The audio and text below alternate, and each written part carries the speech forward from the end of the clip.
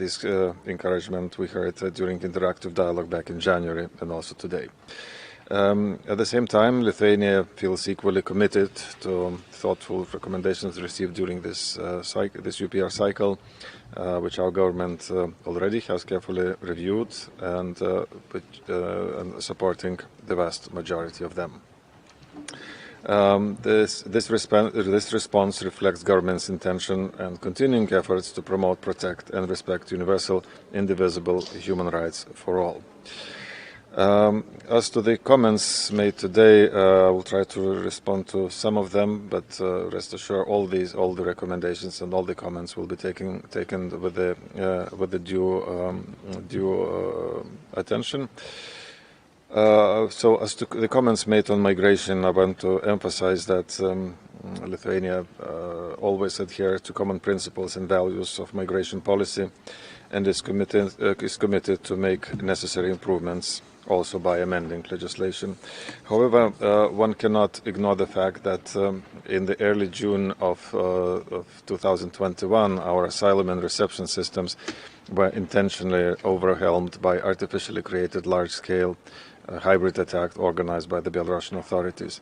Obviously, it has resulted in creating a huge burden for respective national institutions. Having been dealing with approximately 800 cases per year, they were forced to rearrange their capabilities remarkably fast in order to deal with a significant increase of the number of cases, which has increased by 56 times comparing to that of 2020 and 112 times in comparison to 2019.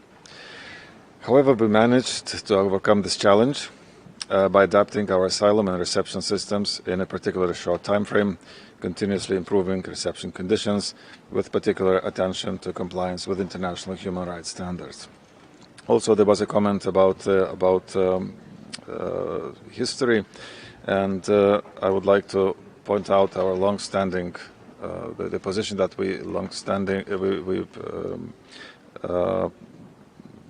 the position that we talk about for a long time. And the end of the Second World War has not brought peace to Lithuania. It brought hard years of occupation. Lithuanian freedom fighters were the true partisans who had upheld hope for independent country fighting the brutal communist occupation.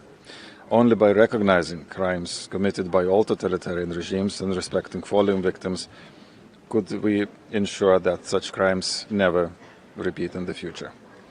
The horrors of the Holocaust and of the Gulag would remain black pages in history. And I want to conclude by still welcoming the spirit of international cooperation, the review of human rights situation in Lithuania. And we are determined to demonstrate our commitments to the UPR as an instrument and to the human rights in general. And we will ensure efficient monitoring process of implementation of all recommendations received. I thank you.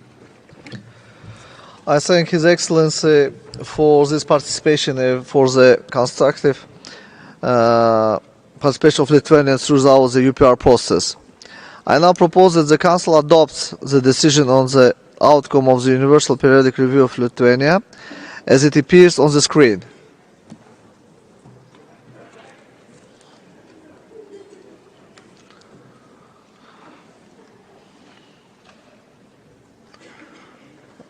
I see no objection. The decision is adopted. Excellencies, ladies and gentlemen, this brings us to the end of this meeting. We will now take a short technical break before reconvene to commence with the urgent debate on human rights of women and girls in Afghanistan. I hereby declare closed the 30th meeting of the 50th session of the Human Rights Council.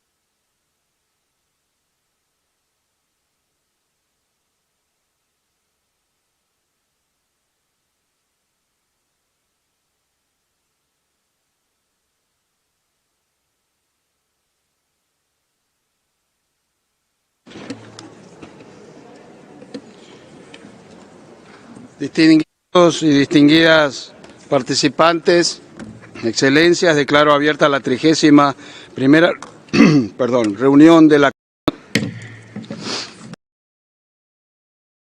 carta que les envié el 9 de junio, en la que les informaba que el Servicio de Información de las Naciones Unidas en Ginebra debe cubrir de manera urgente un déficit presupuestario para proporcionar resúmenes de las reuniones de este periodo de sesiones.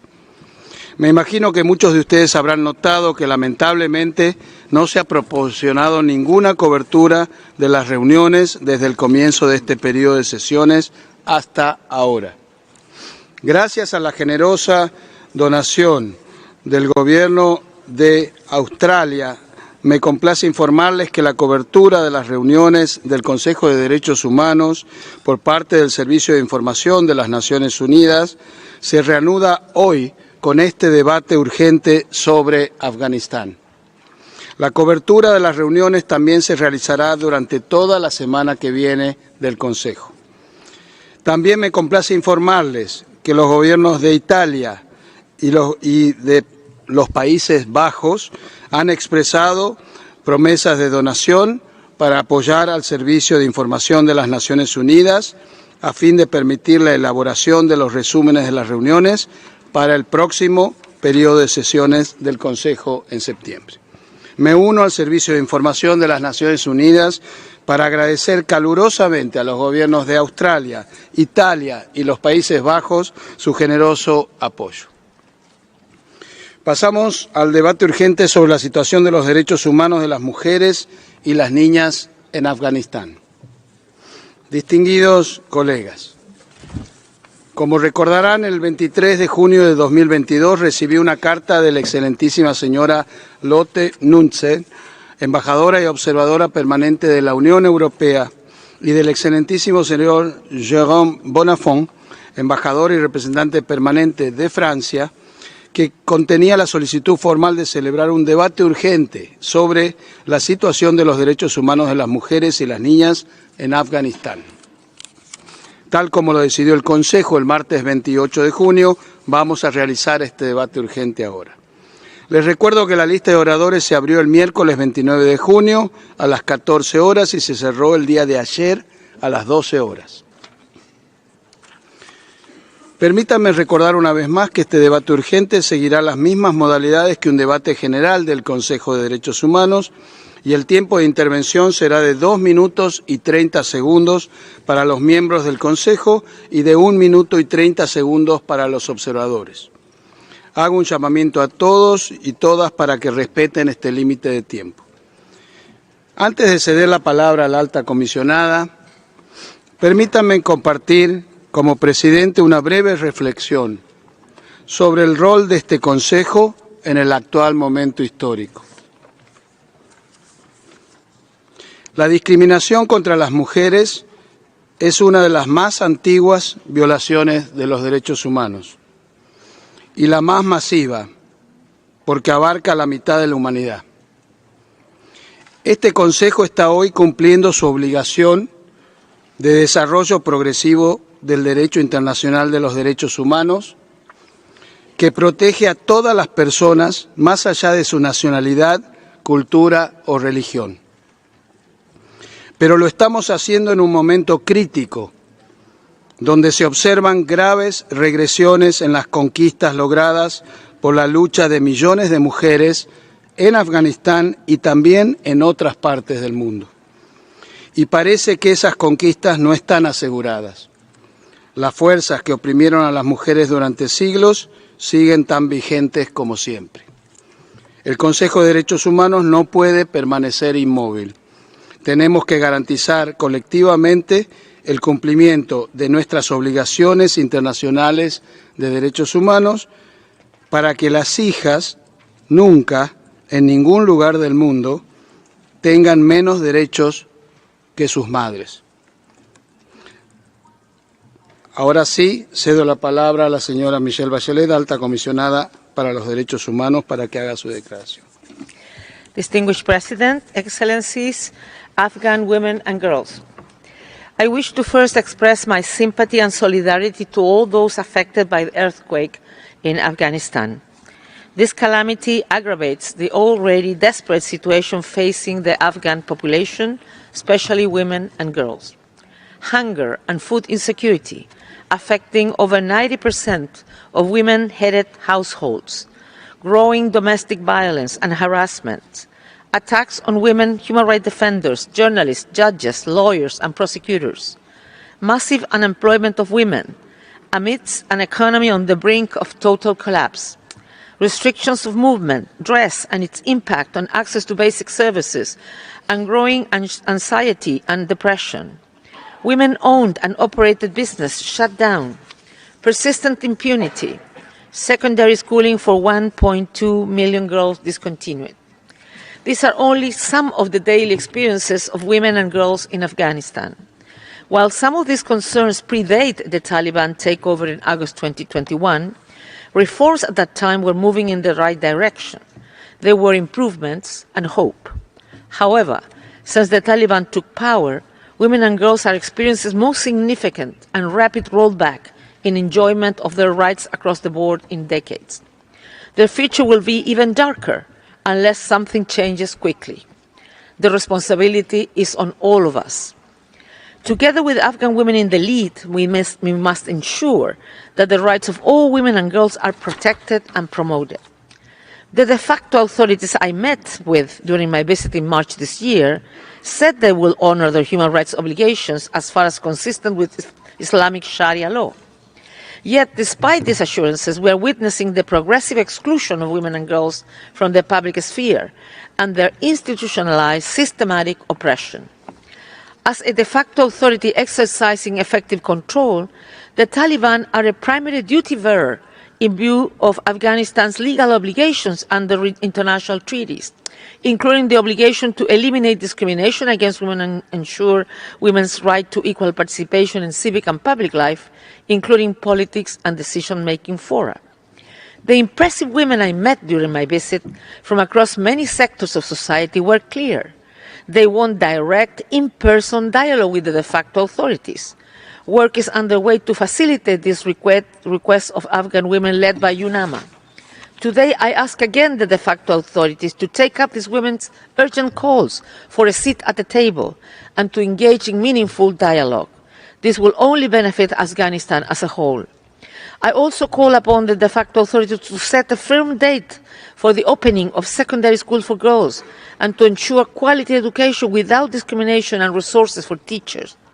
I urge them to remove restrictions on women's freedom of movement, including the requirement of mahram, male chaperone, and the mandatory face covering and enabling their right to access employment, including self-employment. I also encourage the re-establishment of independent mechanisms to receive complaints from the public and protect victims of gender-based violence. All acts of gender-based violence must be independently investigated and those responsible held to account. Finally, I strongly encourage the de facto authorities to engage with predominantly Muslim countries with experience in promoting women and girls' rights as guaranteed in international law in that religious context. In that regard, the recent country visit by an Organization of Islamic Cooperation delegation is a significant step. As for the international community, more concerted efforts are needed to insist that the de facto authorities urgently restore, protect, and promote the rights of Afghan women and girls. There are some opportunities for that. Governors in some regions of the country are applying policies in ways that provide options for women and girls. We should build on those openings to expand women's participation, education, and economic opportunities. The international community could also support ongoing initiatives of Afghan women leaders and thinkers, as well as civil society groups, to design, under Afghan women's leadership, a strategy to promote the rights of women and girls with clear benchmarks and expectations. Beyond being right, it is also a matter of practical necessity. Amid the economic crisis, women's contribution to economic activity is indispensable, which itself requires access to education and freedom of movement and from violence. I urge those member states who have imposed sanctions to facilitate the much-needed support to people in need. Furthermore, human rights, including women's rights and concerns, must be at the center of all humanitarian assessment and programming. Women should have safe and equal access to humanitarian aid, including unhindered access for female aid workers. Excellencies, principled and sustained advocacy for women and girls' rights should be part of any engagement with the Taliban. This has been and will continue to be a priority of the work of my office and the UNAMA Human Rights Service in Afghanistan. We are at a crucial moment in time, with the fate of the country's women and girls hanging in the balance. They deserve no less than our determined and immediate action, and they must hear this Council's voice. Thank you. Muchas gracias, señora alta comisionada. Tiene la palabra el señor Richard Bennett, relator especial sobre la situación de los derechos humanos en Afganistán, que hará una declaración también en nombre del Comité de Coordinación de los Procedimientos Especiales de este Consejo, por Zoom. Señor Bennett, you have the floor. Mr. President, Excellencies, Afghan women and girls, I have the honor to address you for the first time as the Special Rapporteur on the situation of human rights in Afghanistan. And in light of the subject matter today, the Coordinating Committee of Special Procedures has asked me to deliver our joint statement. First, I expressed profound sympathy for the communities affected by last week's earthquake. I also note the need for intensified humanitarian aid and support, ensuring aid is delivered in a way that reaches Afghan women and girls and other marginalized groups. Excellencies, since August 2021, my colleagues have consistently and increasingly raised concerns about the situation of women and girls in Afghanistan. Since I took up my mandate and visited Afghanistan, information received confirms a rapidly deteriorating state of affairs. Information from areas where the Taliban had been in control in the period leading up to the overthrow of the Islamic Republic indicated that degradation of women's rights were central to their ideology. These violations include forced early and child marriage, restrictions on women's attire and movement, exclusion from education and public life, and barriers to employment. These rights violations also align with those reported by the special procedures under Taliban rule in the 1990s. Therefore, it should come as no surprise that despite public assurances from the Taliban that they would respect women's and girls' rights, they are reinstituting step by step the discrimination against women and girls characteristic of their previous term and which is unparalleled globally in its misogyny and oppression.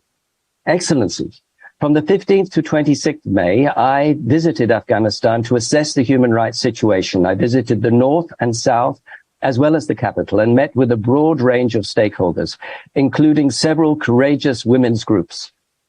I also met with several acting ministers and provincial governors. They told me that they will respect the international human rights treaties ratified by Afghanistan, but only to the extent that they are not in conflict with Sharia law.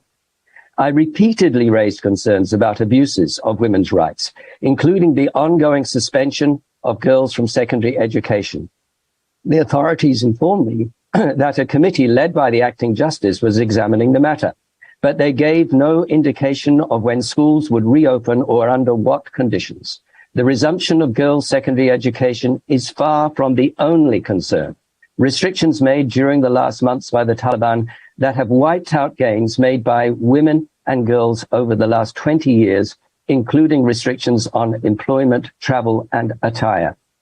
The Taliban's intentions are not only to impose absolute gender discrimination, they are aimed at making women invisible by excluding them almost entirely from society. For example, women are represented by men at the current Grand Assembly.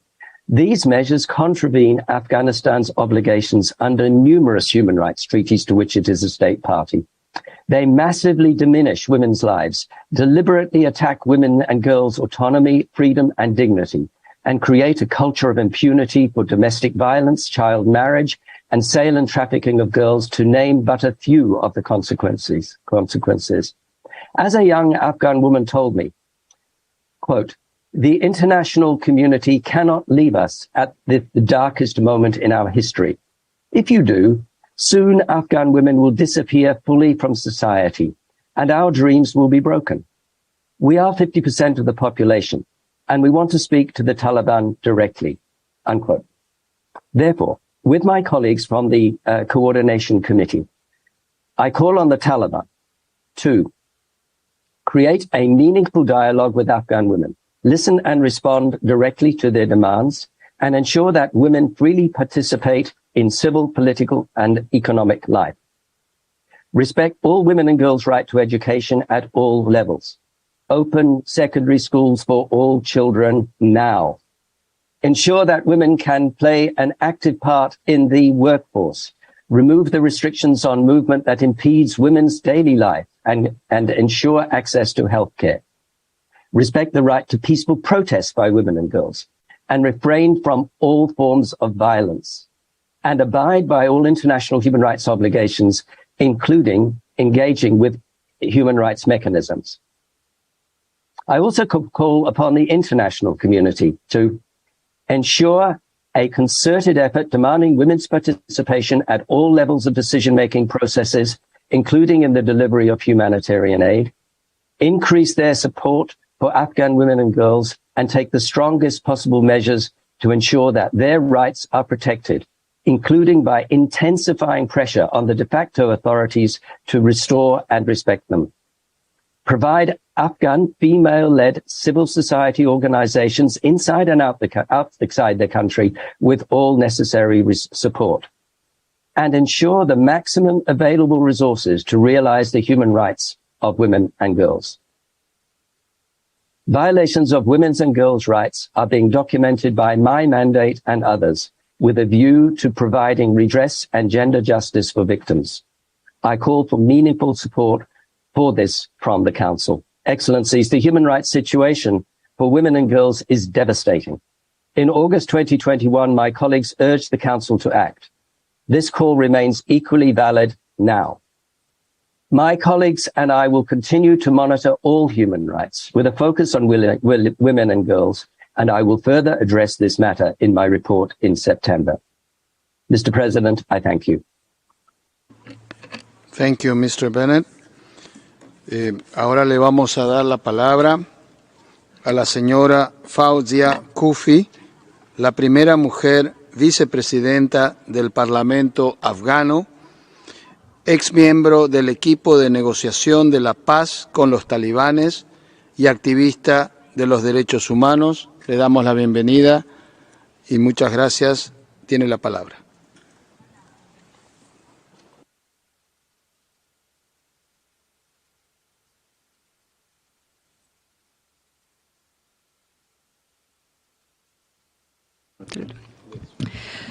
Thank you, Mr. President. In the name of God, who has created all human beings equal.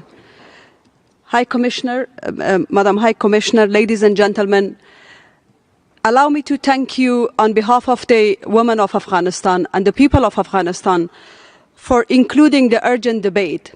It obviously is a light at the end of this dark, long tunnel that women of Afghanistan are living at a time when I know that the attention is diverted to another awful war. Ladies and gentlemen, Afghanistan is suffering from multidimensional problems, from humanitarian crisis to human rights crisis to political crisis. The situation of women and girls in Afghanistan are very unique and dire. It is not normal. Definitely, it is not normal anywhere in the world, and especially in the rest of Muslim countries. If you look at the figures, from 28% women who were in parliament representing the diversity and beauty of their country to 0% participation. From 30% or more women in the civil service of their country to 0%. From 4 million children, girl children in school, now to almost 1.5 million only in school. From the fact that every day there is at least 1 or 2 women who commit suicide for the lack of opportunity, for the mental health, the pressure they receive. The fact that girls as young as 9 years old are being sold, not only because of economic pressure, but because of the fact that there is no hope for them, for their family, It is not normal. Let's not think that women of Afghanistan deserve this situation. Women of Afghanistan have proved that they have all the ability to be part of the progress of their country. Afghanistan is the only place in the world that women are basically literally invisible, the second class of their citizen.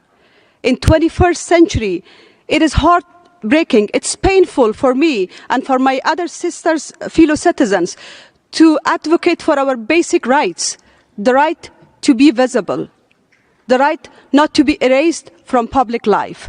Taliban obviously have not kept their promises of what they were telling us during the negotiation in terms of their respect for Islamic rights of women. In fact, what they do is in contradiction to Islam. Our beautiful religion starts with Iqra, means reading. But today, Taliban, under the name of the same religion, deprive 55% of the society from going to school. It is not only a matter of social or political participation of women, it's a matter of our security of the country. Because if 55% of the society is oppressed and not allowed to exercise their basic human fundamental rights, obviously that country is going to be safe haven for other military extremists. So I'm urging you today, for your own security, for the future of your own stability, stand with women of Afghanistan. Move from beautiful statements and resolutions to practice. Use your leverage, whatever leverage you have over Taliban, for them to become accountable on delivering to their citizens. I ask the Muslim countries, my brothers and sisters, do not let Taliban to misrepresent our beautiful religion. Our religion is the religion of peace, coexistence, and acceptance. What Taliban do, obviously, is in contradiction to what is happening in your own country. So we expect you to be in the forefront of this struggle and solidarity with us. I would like to suggest the following to the Excellencies, Member State, ladies and gentlemen. First, I think UNAMA should be more accountable on what they do to Human Rights Council. Second, I suggest that in all your humanitarian intervention, make 50% women participation, not only as a recipient of the aid. Of course, on a personal level, it's heartbreaking for me after 20 years to talk about donation and aid in a country that is full of natural resources, but this is our reality. My suggestion is make it mandatory for the de facto authority to respect 50% women participation, not only as a recipient, but a decision maker. Please demonstrate this, make it showcase, so that in your own organizations, so that they know that you're serious about this. Support women-led organizations. Now that women are being erased literally from all the public jobs, it's only the civil society and non-governmental organization that provide jobs for the people and for the women especially.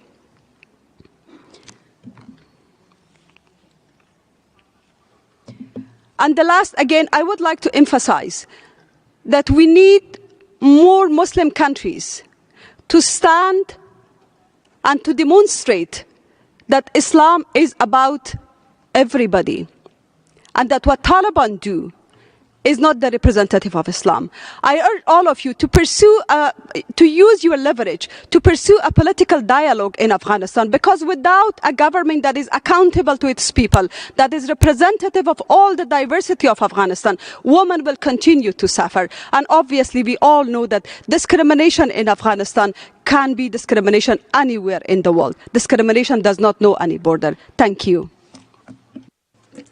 Thank you very much. Thank you. Ahora escucharemos al país concernido, Afganistán, por supuesto, y le doy la palabra al distinguido representante de Afganistán.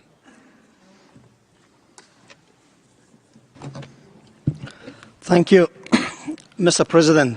I thank you for your message of a strong empathy and support. And also I thank Madam High Commissioner, Special Rapporteur, and also Madam Fawzia Koofi for their strong statements and messages. Mr. President, First, I would like to thank every member state, individuals and organizations who supported and worked tirelessly to make today's urgent debate possible. This debate is about Afghanistan's women's rights activists and defenders, about each schoolgirl, about each female teacher, judges, and journalists, and women in general, who bravely asking for their rights to be respected. Speaking to you today, we speak for them.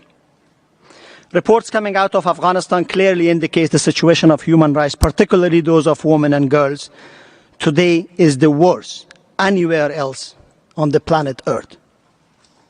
Standing in solidarity with the women and girls who do not have the opportunity to raise their voice or to hope for a better future is the job of this Council, and it's a measure of its credibility. When we were struggling to make this debate possible, I was wondering, what if not now? When will be the time to stand for the very basic human rights and the women's rights in Afghanistan?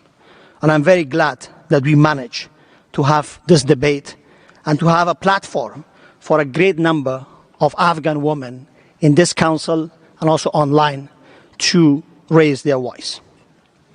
Mr. President, today the contrast cannot be more daunting. The very moment that we speak here at this August Council in Kabul, the Taliban have gathered 3,000 of their members, all men and all Talib, and have assigned another 12,000 armed men to guard this gathering. No independent media, no voice of dissent, and no woman. Tomorrow, I'm certain that this gathering will issue an edict and will ask for international recognition, for more humanitarian and economic assistance, and for release of the central bank funds. Taliban are under a view, or hopefully an illusion, that the international community has forgotten the people of Afghanistan and their own principles. And as they openly and insidiously disregard every obligation, commitment, and promises to uphold the human rights and women's rights in Afghanistan. Mr. President, for majority of the people of Afghanistan, the situation is not normal. Afghanistan is a country of rich culture and diversity. It was and remains a meeting point, a microcosm of all regional civilizations. The current temporary situation is an affront to our values, our customs, and the teaching of the holy religion of Islam, that 1.5 billion women and men, minus few thousand Taliban and their foreign sympathizers, believe and uphold. It's not normal to practice this in the majority of Muslim states from Morocco to Indonesia. It's certainly not normal under the international human rights law. So the marginal attempts to normalize is both impertinent and futile. Mr. President, women and girls have shown us the meaning of courage. They refuse to allow fear to indicate their action. They have displayed the meaning of strength. They have kept going in the face of oppression. They have demonstrated the meaning of hope. They remain and maintain the conviction for a better day that will come, definitely, inshallah. Now, these women and girls have felt that their voice have gone until now unheard, not only in their country but beyond, and that their call for action were met with mere condemnation. Mr. President, the situation of women and girls in Afghanistan demands nothing less than a robust monitoring mechanism to collect, consolidate, and analyze evidence of violation, to document and verify information, to identify those responsible, and to promote accountability and remedies for victims, and to make recommendations for effective prevention for future violations. Mr. President, we are looking forward to hearing from women rights defenders who have shared their vision, who will share their vision with this Council, and from the states, international organizations, and civil society who have come together to generate an effective response to what can only be called a human rights crisis for girls and for general in Afghanistan. As long as girls and women are valued less, not schooled, subjected to violence and discrimination, and erased from public life, the potential to create a peaceful, prosperous, inclusive Afghanistan where human rights are promoted and protected will not be realized. And I thank you, Mr. President. Thank you, Ambassador. Pasamos a la lista de oradores. Comenzaremos con la lista de miembros del Consejo. Y tiene la palabra en primer lugar Su Excelencia el señor Tordis Kolbrum Reykfjord Gylfadóttir, Minister for Foreign Affairs of Iceland, on behalf of a group of countries. By video. President, I speak on behalf of the Nordic and Baltic countries. Afghanistan is facing dark times. When our countries addressed this council last August, we, as many others, appealed to the Taliban to live up to their promises and uphold their obligations under international law to protect civilians and respect human rights. Regrettably, the Taliban have shown no willingness to listen to such appeals, neither from the international community nor their own people. Almost 1 year on, a hard-hit population has no representative government and is suffering a humanitarian, economic and human rights crisis. The deteriorating situation for Afghan women and girls is of particular concern. No country of any religious persuasion of its people or government denies girls the right to a secondary education, with one exception, Afghanistan. This terrible policy comes in addition to multiple directives and practices significantly impeding women's rights. This includes freedom of movement, the right to gainful employment, and freedom of political, economic, and social participation and decision-making. A country ravaged by 44 years of conflict, facing dire humanitarian and developmental challenges, can ill afford to exclude half of its population from participating in rebuilding society. The international community must continue to support Afghanistan. The Security Council provided UNAMA with a comprehensive mandate to engage. We welcome the visit of Special Rapporteur Bennett to Afghanistan and anticipate his first report to the Council in September. We support the convening of an urgent debate and the establishment of a panel. The UN and the rest of the international community must continue to support the Afghan people and promote the establishment of an inclusive government that represents its people and respects the human rights of all, including those of women and girls. Thank you. Thank you. Tiene la palabra la República Checa en nombre de la Unión Europea. Thank you, Mr. President. I have the honor of speaking on behalf of the European Union. The candidate countries North Macedonia, Montenegro, Serbia and Albania, Republic of Moldova, the country of the Stabilization and Association process, potential candidate Bosnia and Herzegovina, the EFTA countries Iceland and Liechtenstein, members of the European Economic Area, and Georgia, aligned themselves with this declaration. The EU thanks the speakers for their statements. Our deepest sympathies go to the people of Afghanistan following the last week's devastating earthquake. The EU will continue to provide assistance to those in need. Since 15th of August 2021, women and girls in Afghanistan have been suffering systematic violations of their rights, resulting from the adoption of measures and policies by the Taliban, aiming at erasing them completely from all spheres of public life. The measures requiring women and girls to wear the full veil in public, along with arbitrary punishments for family members to enforce in compliance, are particularly shocking. These measures, as well as the recent announcement requiring women only to leave home when necessary, are but examples of this process. The reports of abuse towards women human rights activists and women journalists are distressing. The EU has a long-term commitment to building resilience and promoting the academic, economic and social empowerment of Afghan women and girls. The full, equal, effective and meaningful participation, inclusion and empowerment of women and girls in all spheres of life is essential for lasting peace and sustainable economic and social development. It is also a condition for the realization of all human rights of all persons in Afghanistan.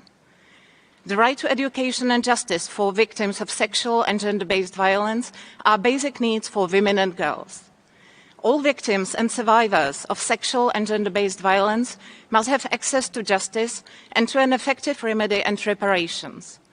Afghanistan must implement its commitments to ensure the enjoyment of all human rights of all women and girls. Mr. President, the Taliban stand at a crossroads.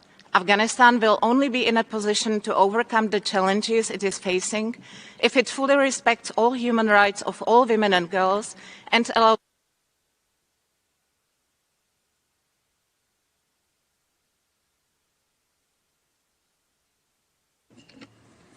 Gracias. Tiene la palabra Kazajstán en nombre de un grupo de países.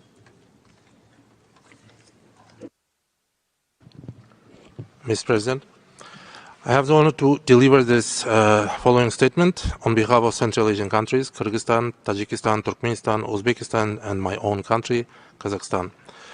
We prioritize consolidating the efforts of Central Asian countries in the field of security. In this context, we reiterate the ambition to see Afghanistan develop into a stable, secure, independent, and a prosperous country in which all Afghan women and men can enjoy the full rights and the freedoms afforded to them by the international commitments to which Afghanistan is a signatory.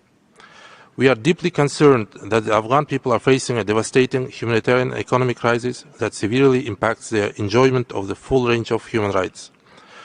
The seriousness of the humanitarian and economic crisis requires a strong and concerted response from the international community by addressing in a coordinated manner all dimensions of the situation and a full access for humanitarian assistance to all Afghans in need, in line with the humanitarian principles of humanity, neutrality, impartiality and independence, and full respect of international humanitarian law. Our countries advocate for restoring trade, economic, transport, logistics and energy ties with Afghanistan to solve acute humanitarian problems the country facing.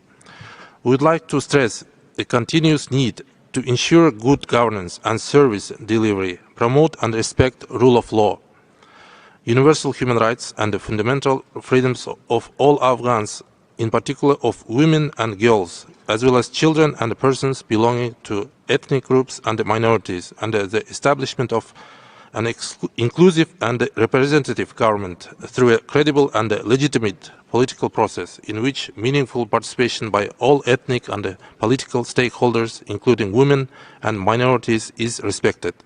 We share the UN position that the grave humanitarian situation in Afghanistan should be the focus of the international community's attention and the call for assistance to this country. Despite our political views, we should not leave the Afghan people alone with unprecedented difficulties. I thank you. Thank you, Ambassador. Tiene la palabra el embajador de Pakistán en nombre de la Organización de Cooperación Islámica. Mr. President, first we convey our deepest condolences over the loss of precious lives and extensive damage caused by the recent earthquake and floods in Afghanistan. The OIC countries as well as the OIC Islamic Solidarity Fund are providing all possible assistance and urge the international community to do so as well. The OIC shares concerns about the state of women and girls' rights in Afghanistan. We note with disappointment the decision by the de facto authorities to suspend education in girls' high schools. The OIC has consistently affirmed the fundamental rights of all Afghans, including their right to education. They must be fully upheld. We urge the de facto authorities to reconsider this decision and allow Afghans of all ages to continue their education. Meaningful participation of Afghan women and girls in all spheres of public life remains important. The OIC is mindful of Afghanistan's peculiar social, cultural and religious context. We therefore recognize the central role that Islamic scholars can play in continuing dialogue and exchange of best practices on women and girls' rights. We also encourage the international community to support such engagement efforts. Mr. President, no country has consistently faced the level of violence and instability for so long as Afghanistan. In protecting human rights, we should therefore be more engaging, realistic, and not selective in our approaches. The cumulative effects of conflict, violence, and natural disasters have further exacerbated the dire humanitarian, social, economic, and human rights conditions of Afghan people, including women and girls. The OIC therefore re-emphasizes the importance of sustained international engagement with Afghanistan. Provision of necessary recovery, reconstruction, financial, development, educational, technical, and material assistance to Afghanistan remain essential policy catalysts for advancing and safeguarding basic rights, needs, and dignity of the Afghan people. Similarly, pursuit of pragmatic solutions to unfreeze Afghanistan's financial assets is critical to preventing an economic meltdown and further deterioration of the humanitarian and human rights situation.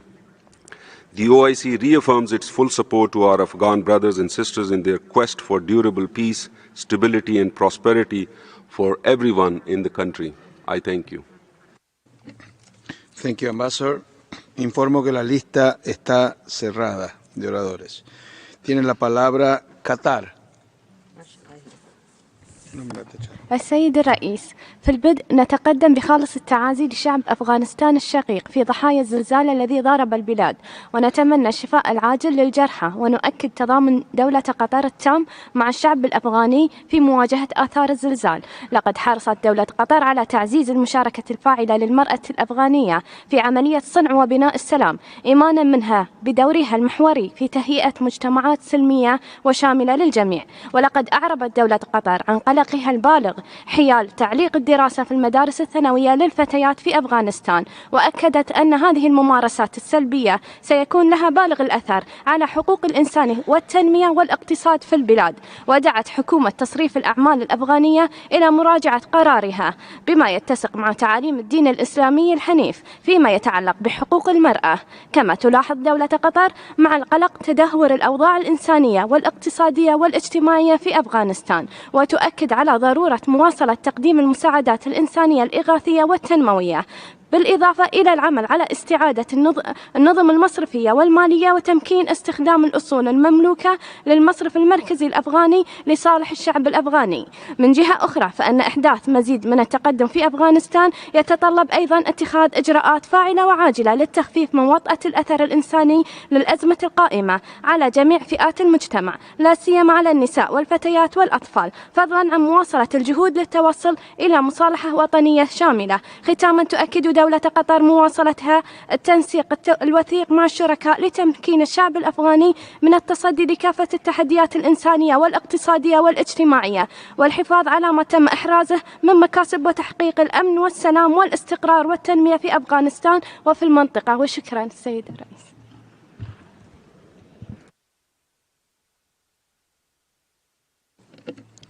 شكرا. Je donne la parole à Luxembourg. Merci, Monsieur le Président. Le Luxembourg s'associe pleinement à la déclaration présentée par l'Union européenne. Ma délégation remercie le rapporteur spécial Richard Bennett pour son exposé, de même que Madame Kofi pour son plaidoyer. Nous exprimons également nos condoléances au peuple d'Afghanistan pour les nombreuses victimes du récent tremblement de terre. La situation des droits humains des femmes et des filles en Afghanistan est atterrante. Les autorités de fait n'ont pas tenu leurs nombreuses promesses de respect des droits des femmes et des filles. L'une après l'autre, ces promesses ont été balayées. Pourtant, les femmes et les filles en Afghanistan doivent pouvoir profiter, sans aucune exception, de l'entièreté des dispositions du droit international des droits humains qui touchent aux droits civils, politiques, économiques, sociaux et culturels. De nouvelles mesures imposées par les autorités de fait, comme l'interdiction de sortie, sont tout à fait illégales et illégitimes. L'expulsion des femmes du monde du travail et des filles de l'éducation secondaire sont des violations et des abus des droits humains à l'échelle de toute la société, tout autant que le sont la persécution ciblée des femmes défenseuses des droits humains, les punitions arbitraires, les violences sexuelles et sexistes. La nature systématique de ces attaques les élève à l'échelle de crimes contre l'humanité. Nous dénonçons ce retour forcé à un âge d'obscurité patriarcale qui menace les rêves des générations de femmes et de filles. Nous devons les écouter tout particulièrement en ce moment critique et nous tenir à leur côté. Le Luxembourg appuie la présentation d'une résolution du Conseil des droits de l'homme à ce sujet, ainsi que la demande de mettre à disposition aux titulaires des procédures spéciales compétents tous les moyens nécessaires pour assurer un suivi rapproché de la situation des femmes et des filles en Afghanistan, ainsi que d'en rendre compte à ce Conseil. Tout en condamnant fermement leurs exactions, ma délégation appelle les autorités de fait, de même que tous les pays de l'ONU qui entretiennent des relations privilégiées avec les talibans, à respecter sans exception le droit international des droits humains des femmes et des filles. Les autorités de fait doivent s'acquitter de toutes leurs responsabilités vis-à-vis des femmes et des filles, y inclus en matière de réalisation de leurs droits et de leur santé sexuelle et reproductive. Je vous remercie. Merci. Tiene la palabra Alemania. Mr. President, Germany aligns itself with the EU statement. With this urgent debate, the Human Rights Council sends a clear signal in support of women and girls in and from Afghanistan. We see you, we hear your strong voices, and we stand by your side. Germany strongly condemns the devastating regression in women's and girls' rights in Afghanistan since last August. The Taliban systematically oppress women and girls. They take away their independence and make them disappear from the public space, exposing them to vulnerability and violence. They systematically negate and deprive women and girls of their human rights. By doing so, they deprive Afghanistan of its future as well. All human rights of all women and girls in Afghanistan must be respected, protected, and fulfilled.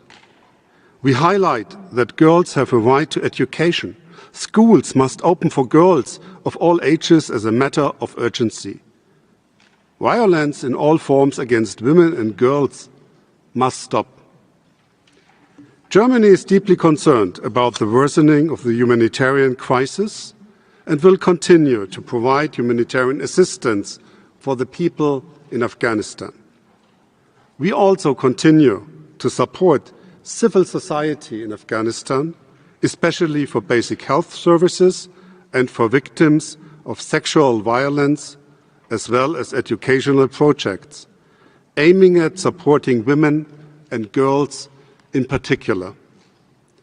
We remain firmly committed to supporting women, human rights defenders, and safe spaces for women and girls. Germany welcomes the work of UNAMA and the Special Rapporteur with a view to the rights of all women and girls. A peaceful and prosperous future of Afghanistan is only possible with women and girls being part of it and being part of shaping it. That is why Afghan women should speak for themselves, not only here in the Council, but in all discussions and processes in and on Afghanistan. Thank you.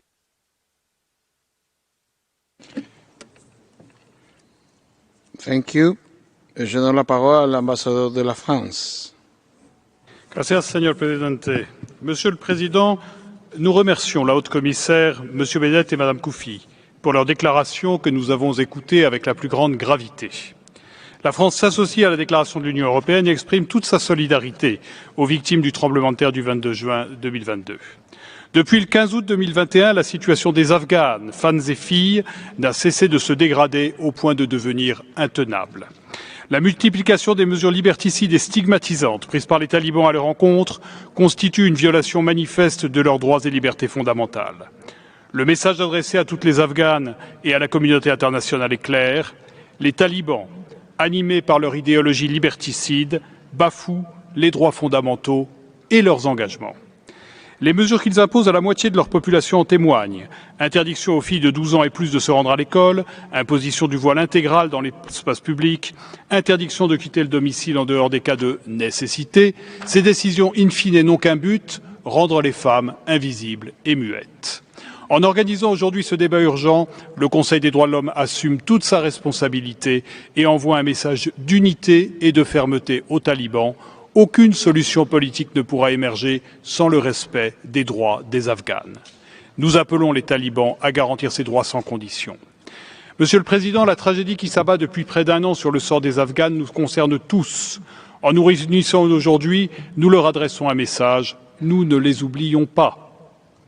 Mais pour que ce message soit entendu aussi des talibans, nous devons le porter ensemble, avec force et sans réserve, car le sort qui est fait aux femmes et aux filles d'Afghanistan le démontre. C'est bien une chape totalitaire qui s'abat à nouveau sur l'Afghanistan, dont les femmes et les filles sont les premières, mais non les seules victimes. La France appelle tous les membres de ce Conseil à soutenir la résolution présentée par l'Union européenne et à permettre son adoption par consensus pour affirmer la solidarité de la communauté internationale avec les femmes et les filles d'Afghanistan, pour défendre les droits de l'homme dans ce pays martyr. Je vous remercie. Merci. Tiene la palabra Lituania. Ambassador. Thank you, Mr. President. Lithuania aligns itself with the EU statement. In the wake of last Wednesday's catastrophic earthquake, we would like to express our heartfelt condolences to the Afghan people. We are deeply concerned about the ongoing deterioration of human rights of Afghan women and girls, as the Taliban de facto authorities are systematically pursuing a policy of gender segregation. Access to secondary education for girls is still limited. Barriers are imposed on women's ability to seek employment. They have no opportunities to participate in political and public life. Their freedoms of movement, association and expression are severely restricted.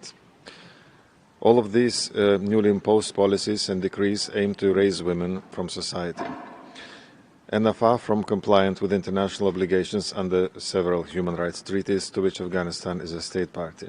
Lithuania calls on the Taliban to immediately revoke all the decisions hindering women and girls' rights, as well as to ensure full, equal and meaningful participation of women and girls in the political processes, education, economic and social sectors. They must be protected against all forms of violence and discrimination. Uneven and insufficient distribution of humanitarian aid is also of great concern.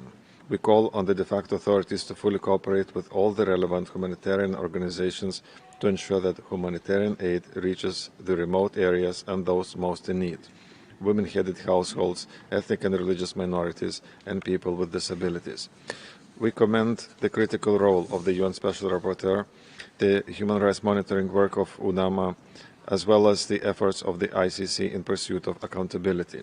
At the same time, we are greatly disappointed about the recent dissolution of Independent Human Rights Commission and call for its re-establishment.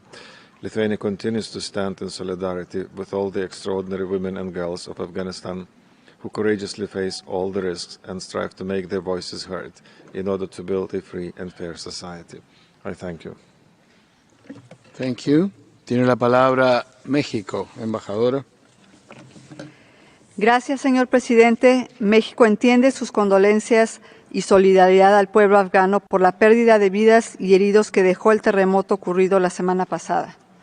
Hacemos un llamado a la comunidad internacional a facilitar las condiciones para asegurar que la ayuda humanitaria pueda llegar a las personas afectadas por esta catástrofe. Asimismo, resulta apremiante atender la crisis de seguridad alimentaria que enfrenta el pueblo afgano. De acuerdo con la FAO, hoy la mitad de la población no tiene acceso a alimentos diariamente y esta situación podría seguir agudizándose. Señor presidente, observamos con gran preocupación que las políticas y capacidades institucionales en temas de igualdad de género en Afganistán continúan siendo minadas y, contrario a lo anunciado por las autoridades en ese país, se han adoptado medidas que violan los derechos humanos de mujeres, jóvenes y niñas. Resulta imperioso que las autoridades en dicho país aseguren las condiciones necesarias para garantizar la participación sustantiva y en igualdad de condiciones de las mujeres, jóvenes y niñas en la vida pública y asegurar la libertad de movimiento. Las autoridades, en cumplimiento con sus obligaciones internacionales de derechos humanos, deben adoptar las medidas necesarias para asegurar que las niñas y jóvenes accedan a todos los niveles educativos. México hace un firme llamado a que se elimine toda disposición que limite la asistencia de niñas, jóvenes y mujeres a los planteles educativos en igualdad de condiciones. De igual forma, consideramos indispensable eliminar cualquier política que obstaculice o impida a todas las mujeres ser partícipes de la vida económica. La prosperidad de una sociedad depende en gran medida de que todas las mujeres puedan ejercer plenamente su derecho al trabajo e integrarse al mercado laboral.